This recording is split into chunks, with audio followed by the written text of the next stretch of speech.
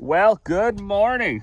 We are back here in this dust-covered machine assessing our blown belt. So when I was seeding out west, whatever it was, 5-6 days ago, during one of my morning checks where I was just going over looking for leaks or whatever the case may be, I noticed that this belt had some cracks in her.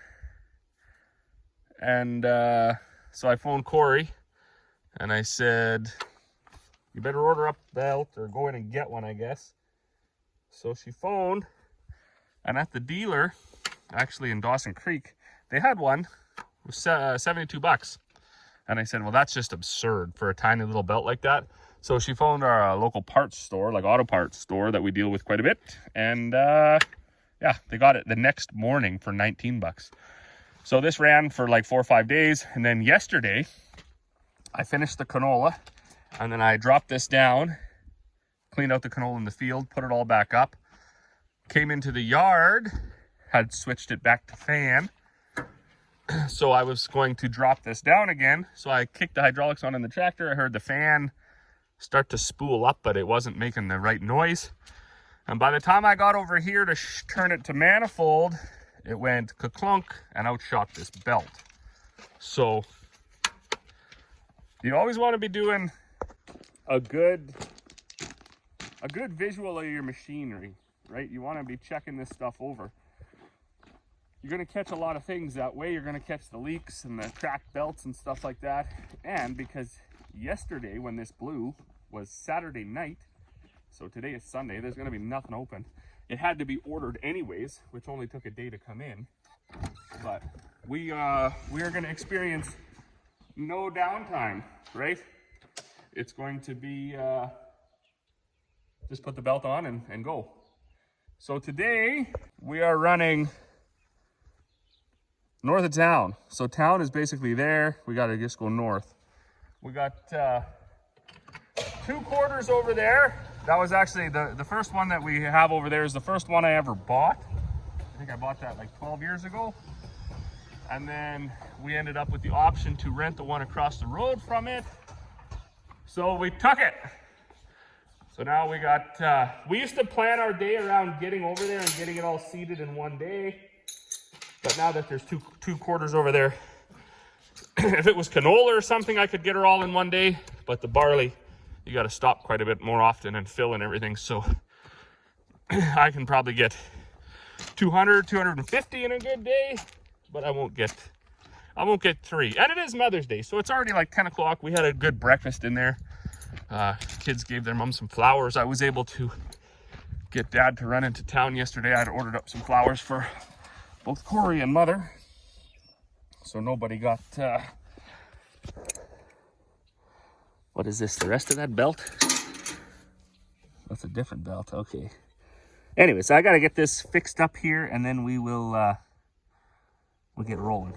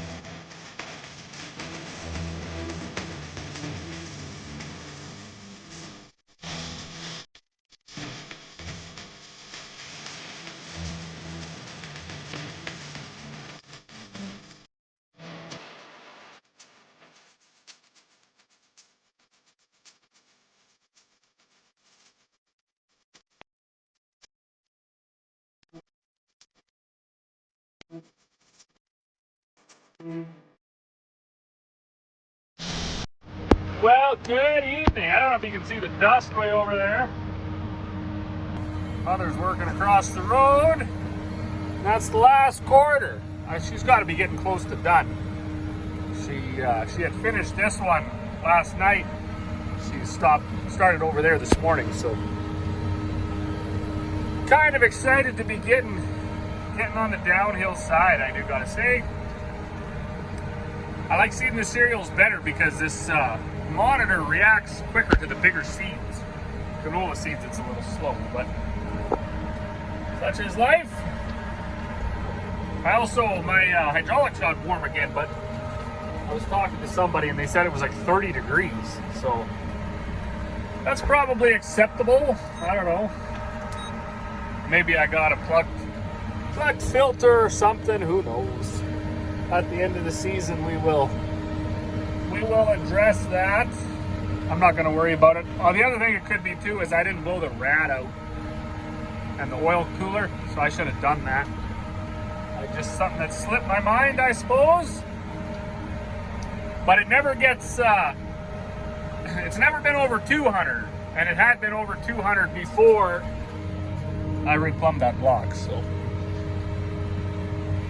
I don't know if I'm gonna have enough to finish. My one camera went out, made me sad. Got lots of fertilizer, just actually filled. It's bumpy in here. Oh, don't got lots of seed, gonna need one more. I only got a couple of rounds, so I just gotta get to the trees there. And I got a round and a half out from the trees done, so I don't know. This thing, I wish you could swipe over. See, it shows I got 3, but I don't know if I got 4 or 5 before it turns, because it'll be green on this side too somewhere. And I haven't yet figured out how to like zoom out. So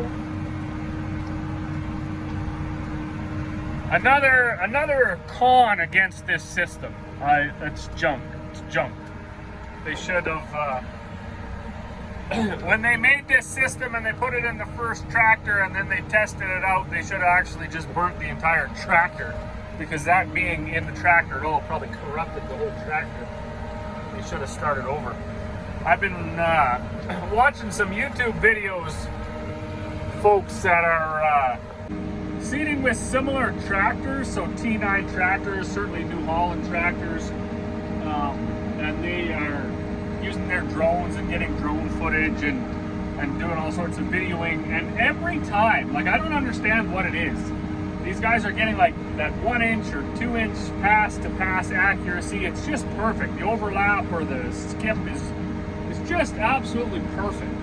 So I don't know if it's just like that, the one pass in the day that worked out for them that they tried to film, but for me, I'm going anywhere from like a perfect 12-inch overlap to a perfect no overlap, like side by side, and then anywhere up to like a 3-foot overlap, changing no settings on the GPS, like just leaving it the way it is. That's throughout the day, that's how it's gone. Be it perfect with a little bit of a gap between shank to shank, or like I say, 3 or 4 foot overlap. So that's very frustrating. The thing that bothers me the most about that is the fact that I've reached out to the dealership over the last few years, and I've had several service techs out look at it. They all jump in. They some of them don't even drive the tractor like in the field. They just make a loop and do the whatever calibrations they got to do, and then they tell me it's good. I can do those calibrations myself. I know it's not good. Last fall though, the guy, he did make a 1 round or 2 rounds with it, but he said he updated a bunch of software or whatever. So this spring, it has been way better for sure, but still it's nowhere near what I'm seeing on the internet. And I don't know, I've asked the dealer outright, or these techs, I said, look, let me know. Sometimes in the off season they have programs where you can upgrade your whole technology. Go from, I think this is an IntelliView 3, and they're up to like IntelliView 12. I said, let me know. I'd be interested in doing that. I know it's going to cost 10, 15, 20 grand, whatever, but what I have at the moment doesn't work at all. So it's, you know, it's just, when you're doing all this overlap and overseeding and so on and so forth, and, you know, one could argue that it costs you money. So to have the right technology, the right GPS, the right sensors or satellite globes or subscriptions or whatever you need, I'd be willing to do that. And I get nothing from our local dealer as far as the information or the guidance on where to go. And I've mentioned to him before, you know, on other things in the past, that it's like, you know, because of this terrible service, there's no way we could trust our harvesting equipment or anything to you guys, because you're not very thorough and you're not very helpful. You know, when I phoned Seedmaster, they knew the problems. They obviously have their database. They could tell you over the phone what to look at. You know, they sent me an email on how to replumb that block. And then they also said, you know, these are some upgraded things that we've done or that maybe you could do on your drill. And, you know, you don't have to fight and try to claw that information out of them. They really wanted to help. Whereas I find other dealers, certainly our New Holland dealer, they're just like, they'd just as soon you not be there, I guess, you know, or they just as soon not help you, in my opinion, because this is still not right. So that chain back there that's dangling, that's in line with the last shank. So I had to put that on there because I don't have very good depth perception and I can't judge that distance so well. So I can see the chain though, and I can see that it's like just beside, and the odd time it's trailing in that last seed row. So that's about perfect. But when I just was coming down before, I was like 3 or 4 shanks over, which is 4 feet, because this is a 12-inch spacing drill. And how the heck is that supposed to work? You know, where you're 3 feet overlapping one way and then you're perfect the other. And I put in all sorts of offsets in here. So you could correct that by putting in a negative offset. I've done that, and about the time I do that, I make 2 or 3 rounds, and then I got to take the offset out because it's back to being normal. And crazy enough, that actually this is the reason why I'm seeding this field north and south, because I actually, on one of the forums or one of my YouTube videos, I can't remember what it was, somebody said these IntelliView or PLM, IntelliView 3 systems, they really don't like going east and west. They like going north and south. And it just the way it worked out this year, every single field that I seeded over by the farm, I seeded east and west. And this one actually too, I should have seeded east and west, but I wanted to, that's why I'm going across her anhydrous rows. I wanted to see, like, what is the scoop here? Like, will it be better? And it made no change. So, well, I don't think, knock on wood, that it's been missing a whole bunch. I've been paying quite a bit of attention. I also don't think that it's near as accurate as it should be. We don't pay a subscription for this, but as I said before, I mean, I'd be more than willing to if I could just upgrade this technology to something that would work, because I was just talking to Mr. Farming with Treasures again. That's what happens when you get somebody that's like-minded and you're both seeding or whatever. You end up on the phone talking about all your problems. But we were talking, you know, you're just doing so many acres now. You know, the equipment's big enough. You're doing, you know, between 40 and 100 acres per fill, depending on what you're seeding. And you're seeding a few thousand acres. So you're in here a lot. And if the technology is fighting you, I mean, you know, like he jokingly said, you know, it's probably at this point cheaper just to take this out of here and buy a set of markers for 20 grand, because at least then you're gonna, you know, they go in, they go out, life is good. You don't have to fight them. But I don't know if we'll go back that way. Our old drill does have markers on it, but we probably won't. We probably won't go back in time for sure, but it would be nice to get this figured out. So I got a few more rounds to do. Again, there's no footage. You saw the drone footage, that was pretty cool. But as always, thanks for watching.